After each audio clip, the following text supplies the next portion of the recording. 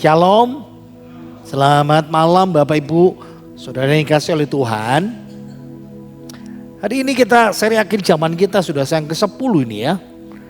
Nah ini kita akan belajar namanya Bema. Apa itu Bema?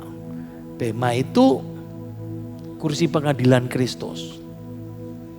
Jadi Bema itu yang akan kita lewati. Kita kan sudah belajar tentang rapture ya. Pengangkatan sebelum masa 7 tahun tribulasi. Masa kesusahan besar. Masa antikris. 13 lalu 13 alasan. Lalu kenapa mid-trib salah, kenapa post-trib salah. Nah sesudah kita diangkat, bertemu Kristus di angkasa. Lalu ngapain kita? Kita akan menghadapi namanya Bema itu. Ya, ini istilah dalam Alkitab kita, Perjanjian Baru dari bahasa Yunani namanya Bema. Nah, kebanyakan diterjemahkan kursi atau ya kursi takhta pengadilan, bisa juga reward, hadiah seperti itu. Saya mau bawa saudara kepada pandangan kebanyakan orang. Dan kebanyakan orang Kristen juga masih punya pola yang sama. Persis seperti yang diajarkan dan diyakini agama-agama. Jadi kalau kita di kursi pengadilan Allah, ini kan Kristus ya, sama kan Kristus juga Allah. Selalu pemikirannya yang ditimbang, yang dinilai itu perbuatan baik kita.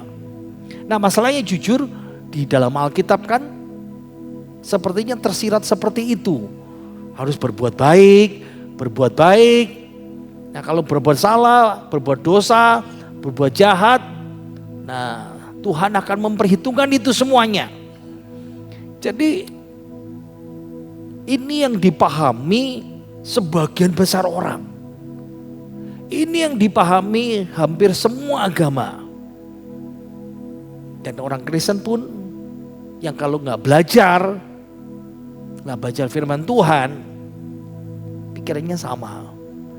Kalau banyak dosanya, ya masuk neraka.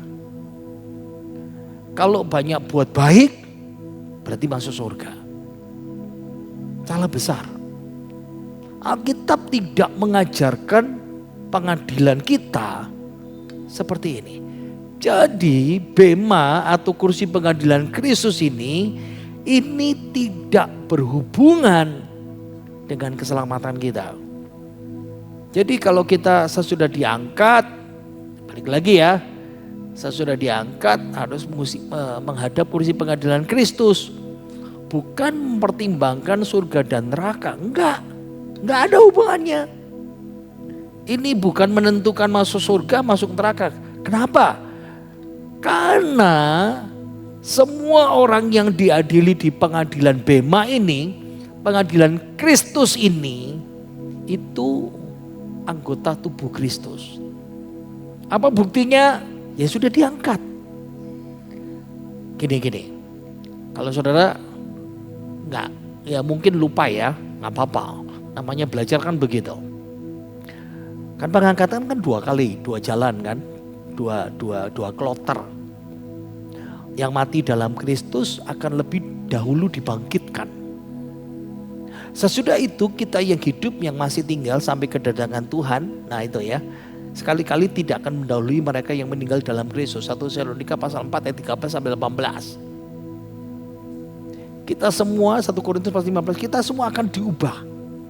Jadi kita ini sudah selamat sempurna. Bilang selamat sempurna. 2, 3. Selamat sempurna. Kenapa? Tubuh, jiwa, dan roh sudah sempurna.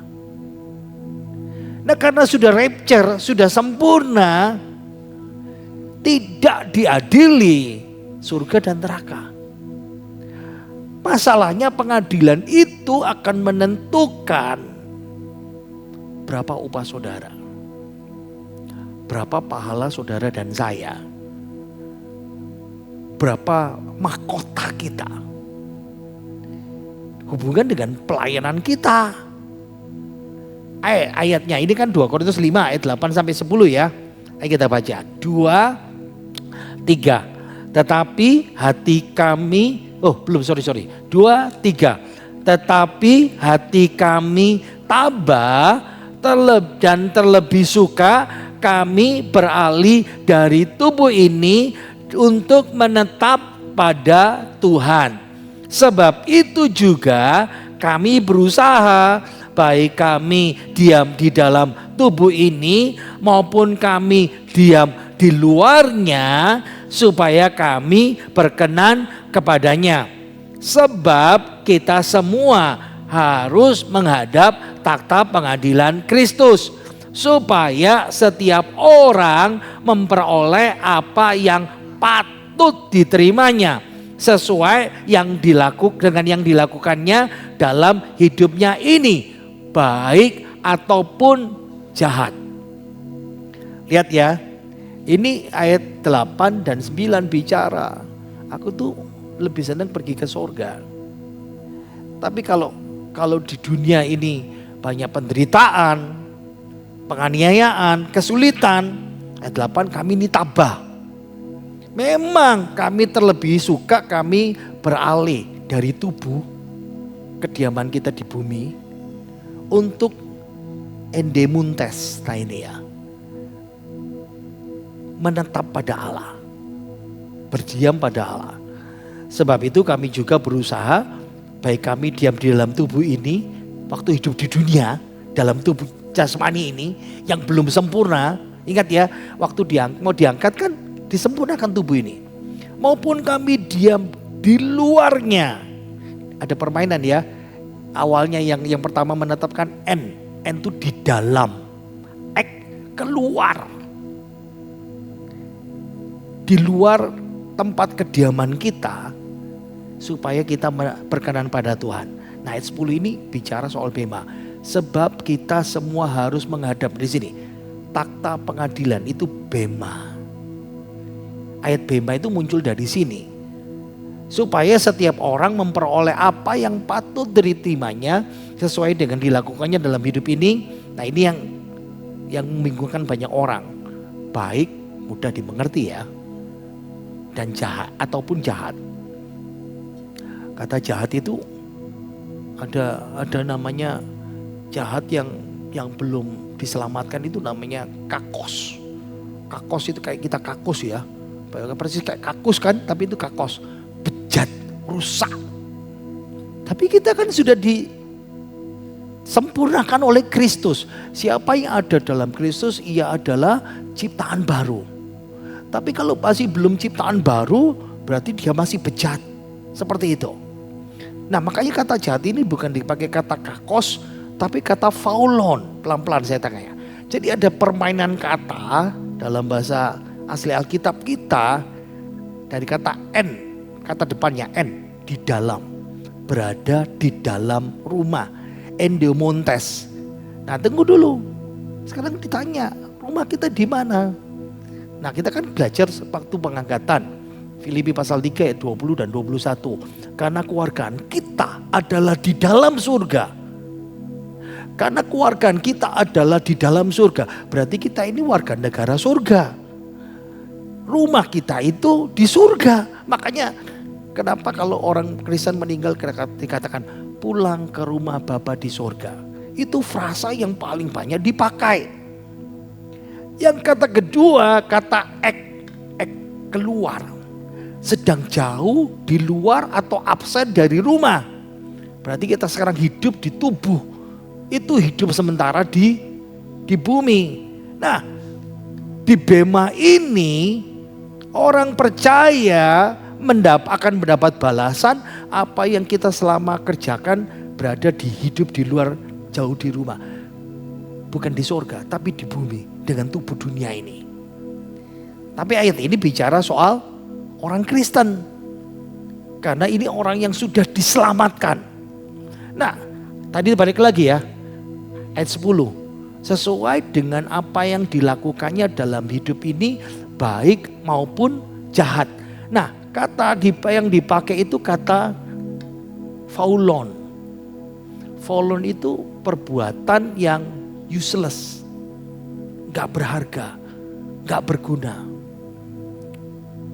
Kalau saya kasih ilustrasi seperti ini ya, wong iku lho yo sibuknya luar biasa, tapi begitu kita lihat itu pura-pura menyibukkan diri tapi tidak menghasilkan sesuatu.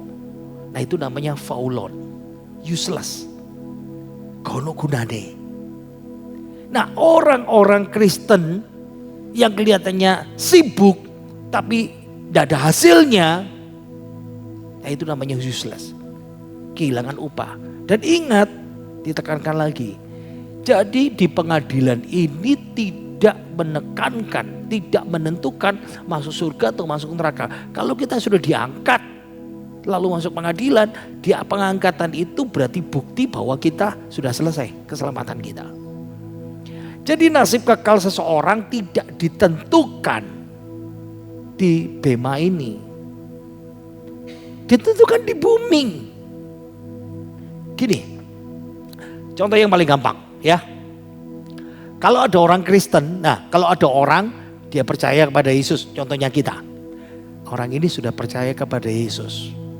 Dan ketika dia meninggal, kita tahu ya, selalu kita berkata dia akan bersama Bapa di sorga. Kenapa? Karena statusnya ditentukan di bumi. Kapan? Pada waktu dia percaya. Pada waktu kita percaya di bumi, itu status kita ditentukan di situ. Efesus pasal 2 ayat 8 dan 9. Masih ingat? Sebab karena kasih karunia kamu diselamatkan oleh karena iman. Itu bukan hasil usahamu tetapi pemberian Allah. Itu bukan hasil pekerjaanmu. Jangan ada orang yang memegahkan diri. Jadi keselamatan itu diberikan anugerah. Kita meresponi dengan iman. Ditentukan kapan? Waktu percaya di bumi. Jadi apa yang diadili, fokus sesudah kita diselamatkan. Hidup sebagai orang Kristen itu kayak apa? Pekerjaan imannya itu yang dinilai. Jadi perspektif hari penghakiman di bema, perspektif kekekalan ini punya dampak luar biasa. Kita nggak takut surga dan neraka karena lihat ya, ini kekuatan orang percaya, orang Kristen. Karena firman Tuhan yang menjamin. Kita yang sudah dipercaya pada Yesus, kita pasti diselamatkan Tuhan. Amin. Itu poin utama di situ. Lalu kenapa kita diadili? Ya, yang diadili itu adalah perbuatan sesudah diselamatkan. Nah, ini yang memampukan kita yang pertama, kita bertekun. Kalau lagi sulit gimana? Nah, kalau hidup kita bertekun, kalau diberkati kan gampang kan? Hidup enak, serba ada, serba kecukupan, aman. Tapi iman di dalam Kristus lalu menghadapi pergumulan-pergumulan, persoalan, kesulitan, masalah. Nah, dilihat kita ini tekun apa enggak? Gampang kan? Kita kasih contoh yang paling gampang di gereja. Saudara dikasih tugas melayani. Lalu kita kecentok sama orang, kita ada masalah sama orang. Kita bertekun apa enggak? Ya kebanyakan jujur aja kita ngambek biasanya itu saudara ya. Itu memotivasi orang percaya terus setia. Ayo setia sama Tuhan. Makanya kenapa butuh, Galatia mengatakan kamu yang kuat harus menguatkan yang lemah.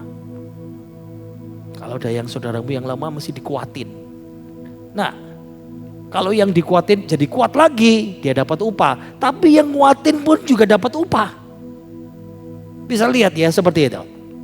Oke, sekarang kita tanya, dari mana istilah bema? Tadi itu kan dipakai 2 Korintus pasal 5 ayat 10. Sebab karena kita semua akan menghadap takhta pengadilan Kristus. Nah di bema, di perjanjian baru 2000 tahun yang lalu, bema ini suatu platform tinggi. Nah kayak gini, saudara di bawah, saya di atas. Itu namanya bema. Bisa jadi panggung, bisa jadi tribun. Nah biasanya hakim akan berdiri di situ. Nah Paulus pernah dibawa dalam Kisah Rasul pasal 8. Saya bawa saudara ke Kaisarea. Nah ini namanya teater, stadion. Dan saya baru tahu saudara, serius. Saya waktu pergi model teater yang model kayak begini ya, waktu kemarin ke Bromo itu ya, ada panggung setengah lingkaran. Baru tahu kalau kita berada di tengah lalu ngomong menghadap orang, tidak perlu speaker. Suaranya kayak speaker gitu saudara. Oh, saya baru nyantol gitu ya. Lihat pemandangan amphitheater. Nah lihat ya, di situ ada platform yang ditinggikan di situ. Nah itu Herodes Agripa di situ. Saya lihat bahwa saudara, nah teater setengah lingkaran ini itu namanya teater. Tapi di tengahnya ada bema, di mana nanti yang di tengah sana itu ya, persis di tengah-tengah depan itu ya. Dia bicara seperti itu. Nah, mundur lagi 200 tahun sebelum Kristus. Ya, sebelum Alkitab Perjanjian Baru ya. Nah, di pengadilan Yunani ini ada bema juga namanya. Kursi yang disediakan untuk penuntut dan yang dituntut. Tapi 200 tahun kemudian zaman Tuhan Yesus Perjanjian Baru, bema cuman hakim. Jadi yang diadili, yang dia di bawah nggak dikasih kursi. Lihat ya, beda kan sama sekarang kan. Zaman sekarang kan hakim dapat kursi, terdakwa juga dapat kursi seperti itu. Kalau saudara ingat film Yesus, The Passion dan film Yesus pun juga sama. Yesus pernah juga di hadapan bemanya Pilatus seperti ini. Saya bawa saudara ke kota Korintus. Nah, lihat ya, platform tinggi ini, ya ini namanya bema. Jadi kita sedikit membayangkan sebab kita semua akan menghadap takhta kursi pengadilan Kristus. Berarti kita di bawah, Kristus di atas. Paulus pernah diadili di Prokonsul Lucius Junius, namanya Galio Aneonus. Nah kalau sudah lihat bukit di atas itu, yang di atasnya itu banyak kuil-kuil. Saya bawa saudara lebih dekat ya, ini reruntuhannya. Kalau udah di samping itu, sampai sekarang ini. Saya bawa saudara ke sana sedikit ya. Nah ini, nah seperti ini ya. Jadi, nah lebih close up lagi. Jadi yang di Korintus ini yang sudah kita lihat ini ya. Ini ya, 1, 2, 3. Kalau digambar itu seperti ini. Nah ini namanya bema. Ayo kita baca. 2, 3. Sebab kita semua harus menghadap takhta pengadilan Kristus. Supaya setiap orang memperoleh apa yang patut diterimanya. Sesuai dengan yang dilakukannya dalam hidupnya ini, baik ataupun jahat. Jadi pembicaranya, hakimnya di atas. Yang diadili atau yang dapat upah, reward, mahkota itu di bawah.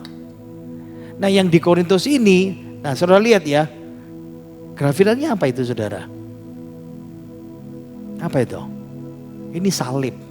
Jadi kalau Bapak Ibu pernah lihat salib model gini, kok salib kok model gini? Ini salib model Bizantium.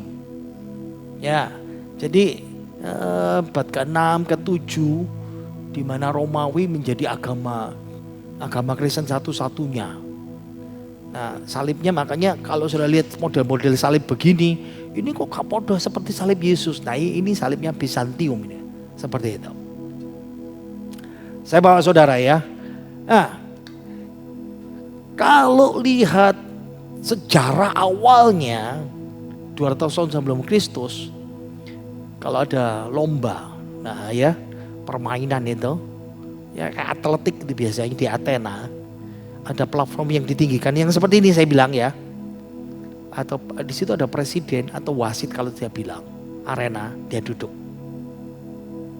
Gini, anggap saja saudara peserta berlari, semuanya peserta. Karena Alkitab bilang kita semua peserta. Lalu lombanya kan lari ngelilingi lapangan ini. Mau 10 kali, mau 5 kali. Nah biasanya saudara akan dipanggil semuanya. Semua peserta wajib ketemu sama wasitnya. Di briefing. Ini aturannya. Jadi saudara yang ikut berlomba ini aturannya begini-begini. Lalu selesai briefing, lomba dimulai. Selesai lomba, semua dipanggil lagi. Semuanya, gak yang juara saja. Ketika dipanggil semuanya, barulah yang juara dia dipanggil. Kita kasih contoh ya, siapa ya paling gampang ya, Kornel. Nah misalnya Kornel itu waktu itu budak seseorang. Jadi kalau dia Kornel ini seorang budak, dia ikut lomba karena disuruh tuannya itu. Karena Kornel juara, dia dikasih plakat batu putih, bukan batu hitam, batu putih. Nah, jadi plakat itu yang membuat Daniel si Kornel itu disebut orang merdeka. Jadi bekas budak yang dimerdekakan. Makanya disebut baik budak maupun orang merdeka. Nah, dia sudah bukan budak saya lagi, tapi ikatannya tetap ya, setahun sekali budak itu harus datang ke rumah tuannya, kerja jadi budak selama beberapa hari, lalu keluar lagi. Makanya budak itu orang-orang yang merdeka seperti itu, kita harus pahami ya, di masa itu seperti itu. Jadi ini, nah kalau kita sedikit melihat, lihat ya ada medali, oke kita bisa sedikit pahami ya. Kalau zaman dulu, ya kalau budak itu dia kasih mahkota, ya. Jadi setelah lomba semua peserta kumpul, hanya pemenang terima mahkota, upah. Tidak ada juara 2, juara 3, harapan 1, 2, 3 itu kan menolong kita ya, supaya ada terhibur lagi. Juara piro? Harapan 3, itu berarti wis nemen saudara ya. itu enggak tahulah kita lakukan seperti itu. Nah, Lehman Strauss God Plan for the Future dalam pertandingan besar di Athena ada kursi tinggi dan nah peserta dikasih mahkota. Dan sedikit membayangkan jadi hasil akhir pengadilan Kristus bukan menghukum karena semuanya dipanggil. Contoh ya, tak kasih sopo ya, gak ada ya yang paling Pak Andu aja lah. Pak Andu lari di tengah jalan kesel, mandek dia, wes gak melok lari lagi. Lalu siapa lagi ya, istri saya lah, hampir mau tinggal 100 meter, kesel keplecok, aduh gak bisa masuk finish. Tapi semua orang dipanggil, seperti itu. Makanya di Alkitab kita itu dikasih gambaran tentang olahraga. Aku bergumul bukan dengan manusia, tapi penguasa jahat. Hidup kita ini lomba tiap hari.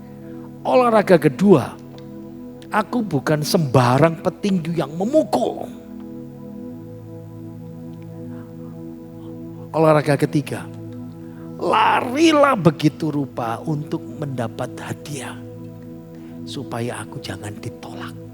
Nah ini banyak orang berpikir, nah ini ditolak masuk surga, salah besar. Ditolak untuk terima upah.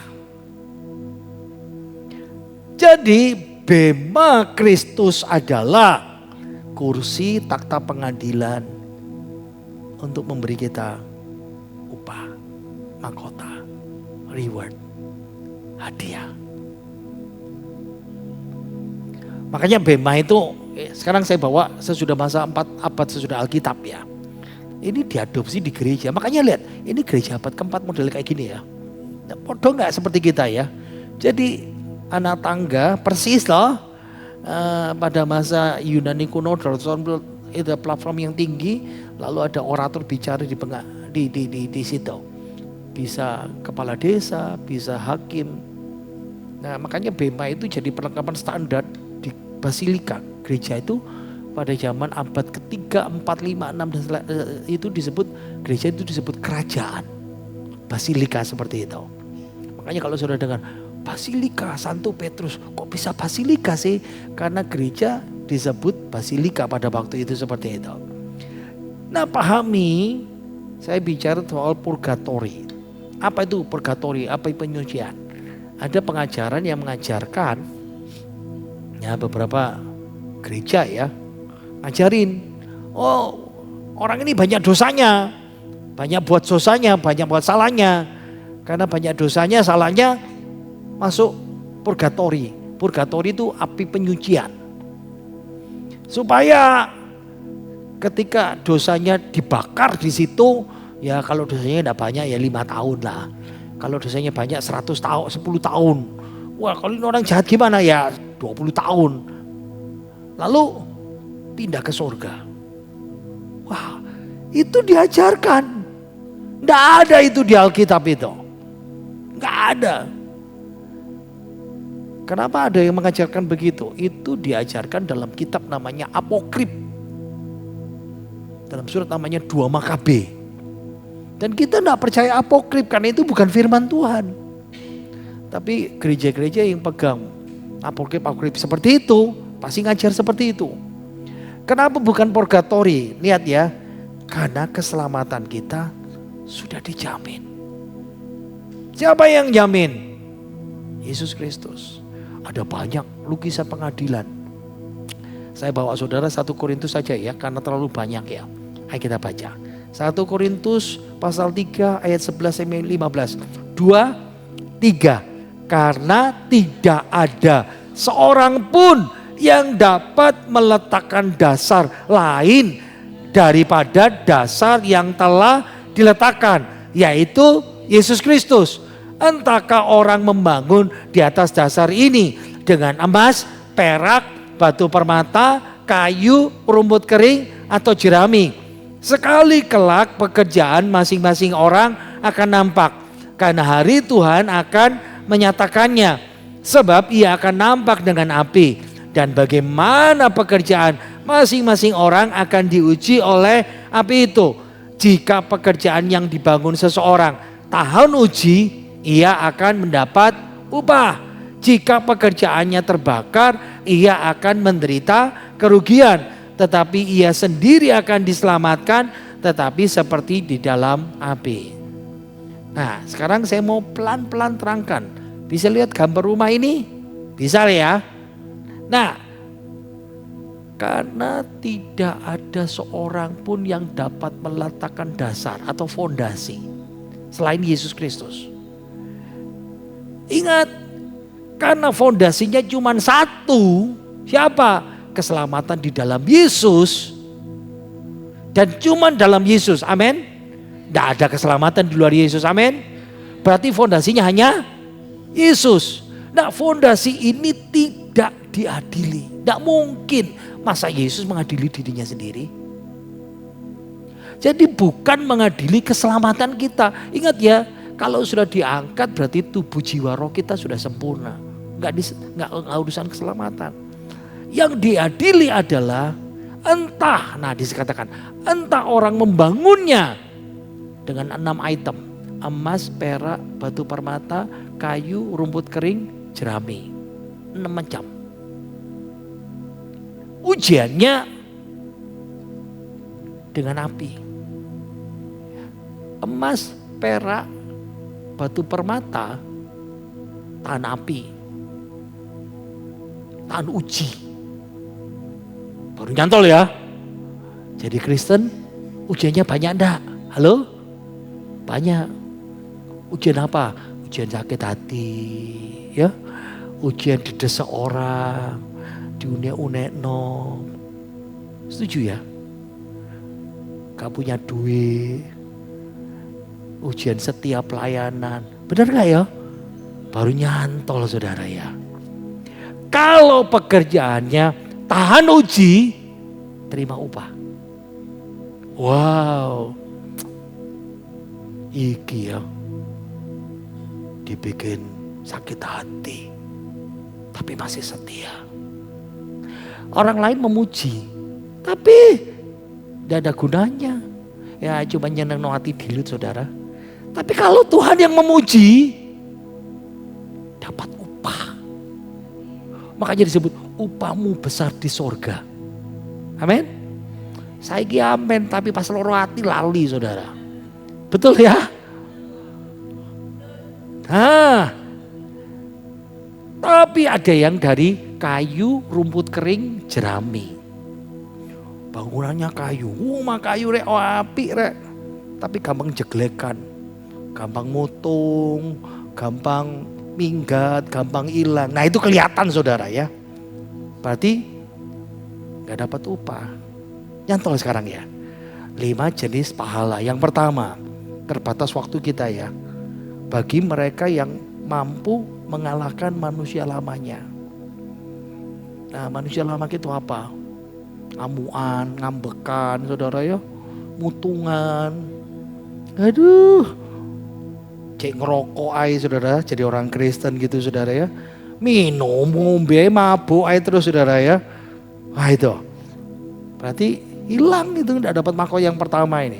Mahkota yang kedua mahkota sukacita. Apa itu? Memenangkan jiwa. Wah. Saya kemarin Jumat pergi ke Bali karena ada pernikahan sesama rekan hamba Tuhan. Enak saudara ya, di pendeta seperti saya, tiket dibayari, pulang pergi, hotel dibayari. Apa yang gelem ya? Berangkat saudara ya. Apalagi yang khotbah di sini Michael saudara. Oke aman, bulan terakhir. Sebetulnya kan Pak Yohanes kan. Ya sudah, karena Pak Yohanes juga ikut juga. Oke, saya berangkat Jumat pagi. Ya naik Grab itu. Grab apa? Gojek, Gokar, ya enggak tahu lah. Yang antar itu anak Tuhan. Belum dibaptis, masih goyah-goyah gitu. Wah itu kesempatan saya nginjil sampai di lampu merah dekat mer itu. Kamu mau saya doakan enggak? Ya saya doakan. Wah lampu merah bubung suwi didoano saudara ya. Kenapa? Ya karena ini yang saya kejar. Bisa paham? Saudara mau cari jiwa enggak? Amin kalam. Padahal itu doa berkat saya tiap bulan, tiap hari Minggu. Betul ya? Supaya jemaat mau memberitakan Injil, bawa jiwa untuk Tuhan. Amin. Tapi gak dilakukan. Nah itu loh. Mahkota yang ketiga, mahkota kehidupan. Tahan menderita. Nah ini banyak penderitaan ya. Masalah duit, masalah kesehatan. Ini masalah buat kita. Dan saya melihat, saya bersyukur, saya selalu pakai ilustrasi. Mama saya, dia sakit 12-15 tahun. Kalau dia doain orang, mesti dijawab Tuhan. Tapi dia berdoa sama dirinya, untuk dirinya minta sembuh dari kasih Tuhan. Dia meninggal dalam kesakitannya. Wah dia dapat mahkota ini saya rasa. Luar biasa itu. Mahkota berikutnya mahkota kebenaran. Ini untuk orang yang menantikan kedatangannya.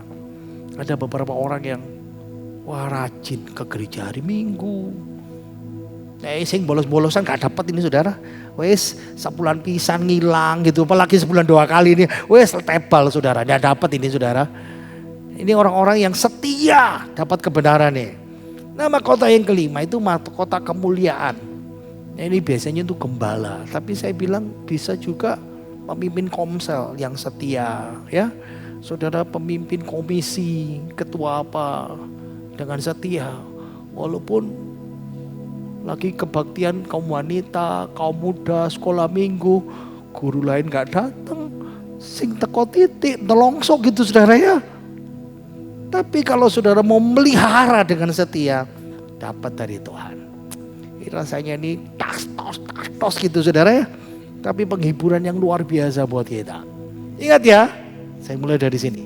Mulai dari rapture, pengangkatan, bertemu dengan Kristus. Lalu dibawa ke Bema, judgment of believers. Apa yang dihadiri works, perbuatan kita. Tidak menentukan surga neraka, diuji dengan api, emas, perak, batu permata, gold, silver, and precious stone. Emas, perak, batu permata diuji dengan api, tan uji. dapat mahkota 5 macam. Tapi kayu, rumput kering, jerami, wood, hay, stable terbakar. Tidak dapat. Baru masuk pernikahan anak domba seperti itu. Nah, sekarang kita bicara pertimbangan. Dulu ini kita orang berdosa. Sekarang disebut anak Allah. Tapi nanti di bema kita, hai hambaku. Siapapun status kita, mau kaya, miskin, kita dianggap hambanya, bertanggung jawab. Ayo kita baca. Baca yang kuning 2-3. Jangan biarkan kemenanganmu digagalkan. Ngerti enggak? Kita lagi semangat. Kecentok sama orang. Mundur apa enggak? Baca lagi. Jangan biarkan kemenanganmu digagalkan orang itu. Ngerti ya? Situasi. Tapi kebanyakan kita apa? Ngaku. Kebanyakan gimana? Mundur. Ngerti enggak? Baca lagi. 2-3. Jangan biarkan kemenanganmu digagalkan. 2 Yohanes 1 ayat 8. 2-3. Waspadalah supaya kamu jangan kehilangan apa yang telah kami kerjakan, supaya kamu mendapat upah sepenuhnya. Lihat ya, saudara sudah sungguh-sungguh pelayanan gitu, dihantam, buak, gak, aku terus, dihantam lagi, buak, udah aku terus, 3 klik, Tuhan aku kuat Tuhan, bisa aku mundur ya. Bisa nyantol ya. Wahyu 3 ayat 11. 2-3. Supaya tidak seorang pun mengambil. Sekarang ngerti ayat-ayat ini. Ini bukan bicara keselamatan kita, tapi upah kita hilang. Saya jadi khotbah KKR ini saudara. Lihat, yang berikutnya cara kita memperlakukan saudara seiman. Ingat ya, kita ini seperti keluarga. Ada yang nyetel sama kita, ada yang cocok sama kita, ada yang biasa sama kita, ada yang buncekno, betul ya? Oke. Baca Ibrani pasal 6 ayat 10. 2-3. Sebab Allah bukan tidak adil, sehingga ia lupa akan pekerjaanmu dan kasihmu yang kamu tunjukkan terhadap namanya oleh pelayanan kamu kepada orang-orang kudus yang masih kamu lakukan sampai sekarang. Orang lain nasihati kita, wes lihat Tuhan Yesus. Iya tapi ketok moto.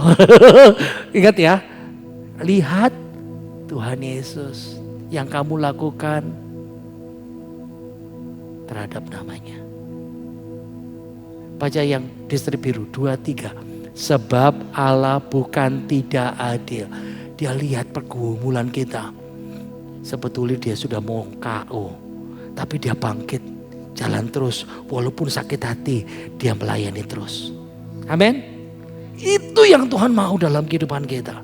Harusnya jemaat semua denger ini ya. 10, 2-3. Barang siapa menyambut seorang nabi sebagai nabi, ia akan menerima upah nabi. Dan barang siapa menyambut seorang benar sebagai orang benar, ia akan menerima upah orang benar.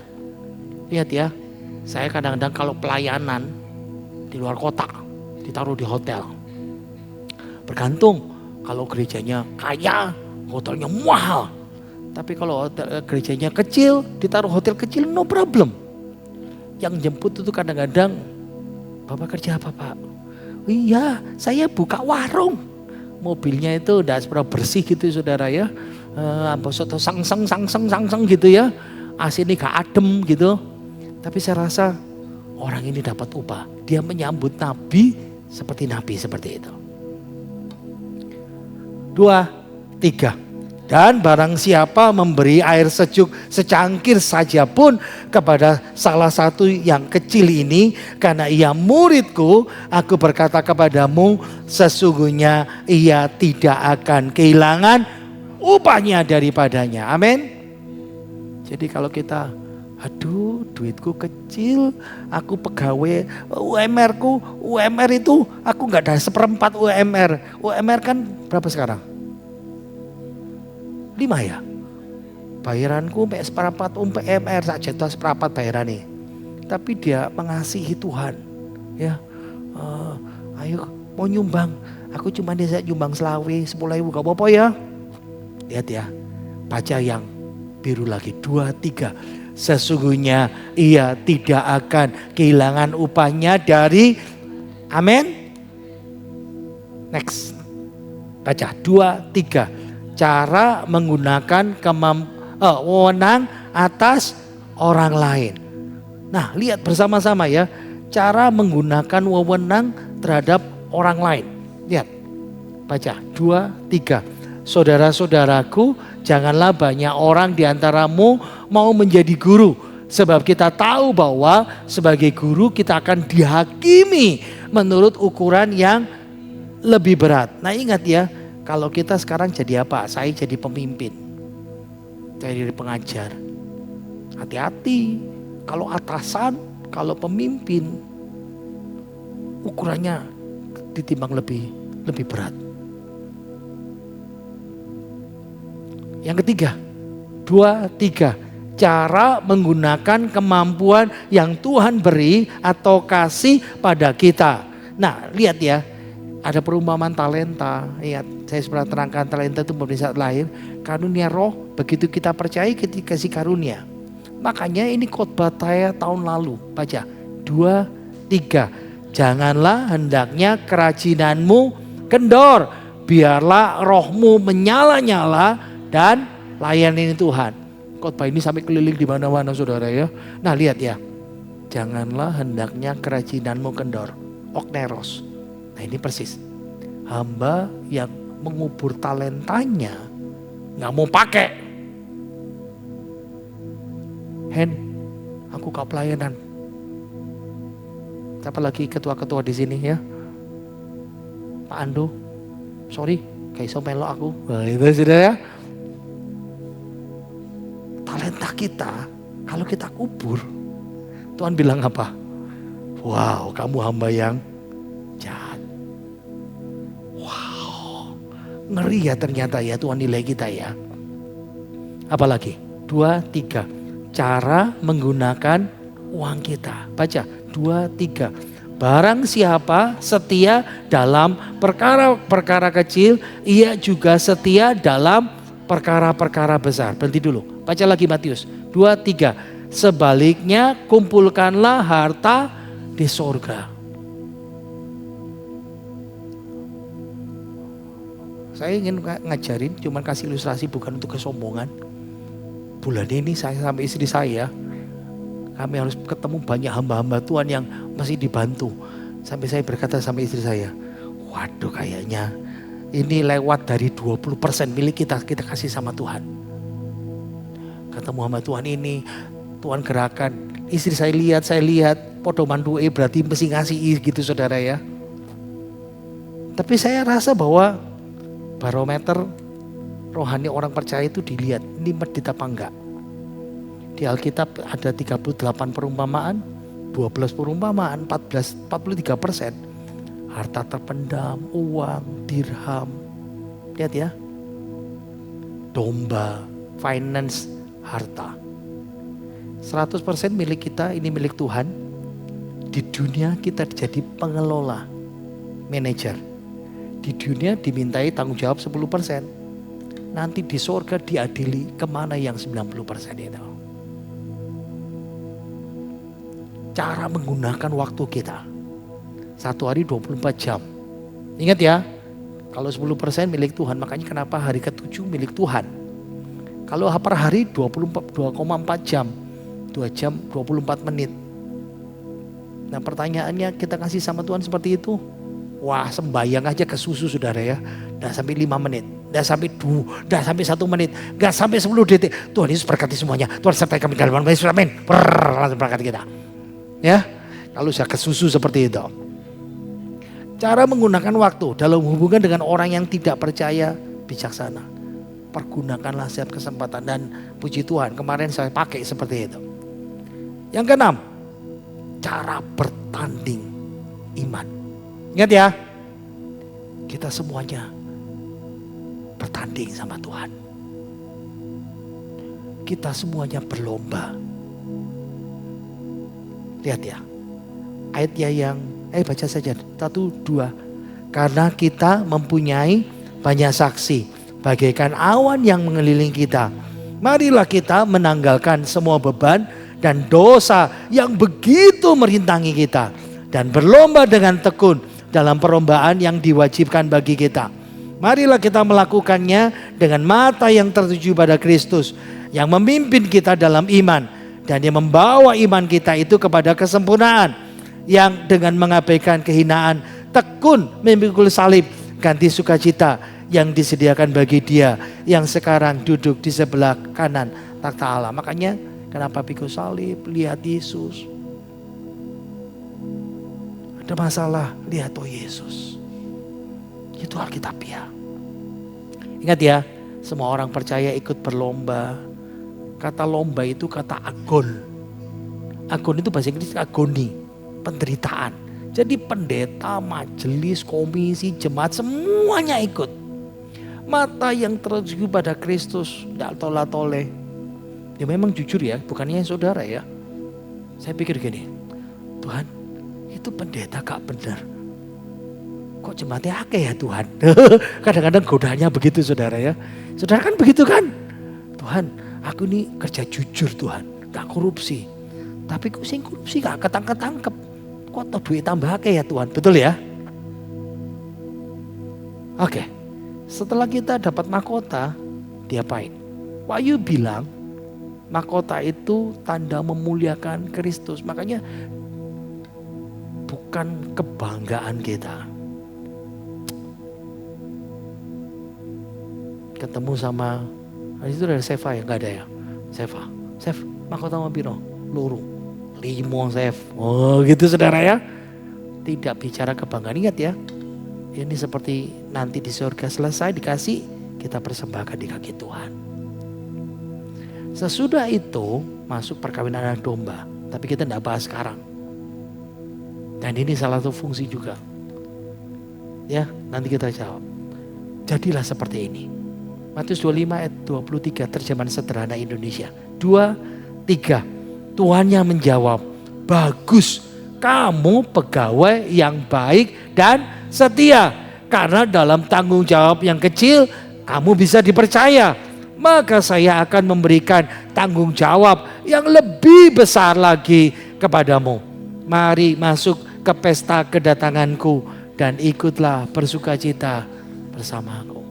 Sekarang setian toh.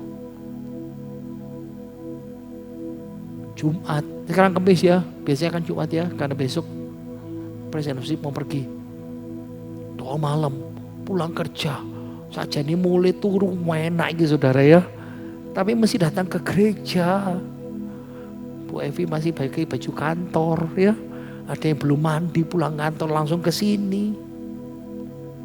Untuk apa? Untuk Tuhan. Amin. Makanya jangan ngomel lagi.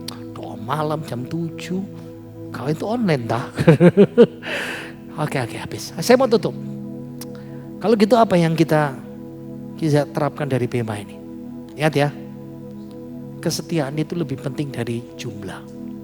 Maksudnya begini. Quantity. Wah. Godaan saya ini kepingin jadi pendeta yang terkenal hebat. Godaan saudara kepingin jadi kaya. Betul ya? Itu bukan ukuran. Tuhan tidak mengukur quantity itu. Jumlah itu. Sukses, kaya, terkenal. Jemaatnya ratusan ribu. Dia bisa dapat harta banyak. Tapi yang Tuhan lihat adalah, lihat ya. Engkau hamba yang baik dan setia. Bukan sukses. Baik dan setia. Wow. Pertanyaannya, baik dan setia enggak kita? Yang kedua, apapun yang kita lakukan, besar kecil, dapat reward, dapat upah dari Tuhan. Wow. Melayani sekolah minggu, alah muridnya saipret bener. Ya, melayani kaum muda. Berapa orang sih melayani pelayanan minggu? Aduh, enggak. Tuhan lihat kesetiaanmu itu bernilai kekal. Next, belajarlah sukacita. Makanya kalau melayani, ojo ngomel, gak mari-mari, gak ngerti wong luwe, gak ngerti wong kesel ya. Enggak. Lihat ya, saat nanti Tuhan datang, ngangkat kita di adilan itu berkata, engkau hamba yang baik dan setia. Yang terakhir, miliki iman yang aktif, bukan pasif. Ini menolong kita begitu kita sakit hati, tersandung, ada masalah, ada persoalan, disakiti orang, mulai males lagi. Ingat, nanti aku menghadapi Tuhan di bema.